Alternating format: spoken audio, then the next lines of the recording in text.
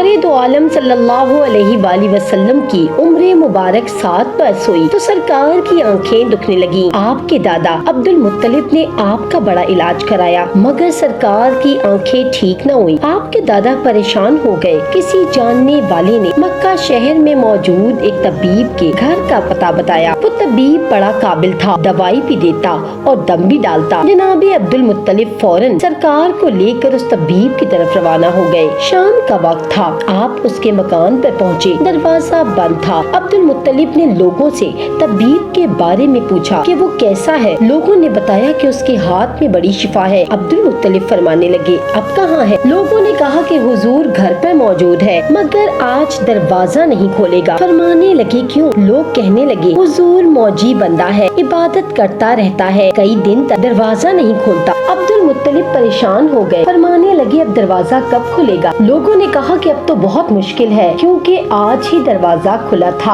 अब खुदा को मालूम है ये दरवाजा 1 महीने बाद खुलेगा या 6 महीने बाद। अब्दुल मुत्तलिब ने आसमान की तरफ देखा और खुदा से इल्तिजा की। थोड़ी देर बाद राहिब के घर में शदीद तरीन जलजला आया कि उसके पत्थर के दरो दीवार लरस उठी। राहिब ने जल्दी से दरवाजा खोला, दौड़ता हुआ बाहर निकला। मक्का के सरदार को अपने घर के पास खड़ा देखकर उनकी तरफ बढ़ा और आने की वजह दरियाफ्त की। अब्दुल मुत्तलिब फरमाने लगे, ये मेरा पोता बीमार है, इसकी आंखें ठीक नहीं हो रही। कहने लगा, सुना है आप दवा भी देते हैं और दम भी डालते हैं। राहिब ने सरकार के चेहरे मुबारक की तरफ देखा तो देखता ही रह गया। फिर अपने कमरे की तरफ दौड़ा, गुस्ल किया, नया लिबास पहना और खुशबू लगाई। आसमानी सहीफे के चंद औराक उठा कर लाया। कभी सहीफे को देखता, कभी सरकार दो आलम के चेहरे मुबारक को। किताब के सारे औराक पढ़ डाले। सरकार दो आलम के सर मुबारक से लेकर पाँव मुबारक तक देखता रहा। फिर कदमों में गिर पड़ा और कहने लगा,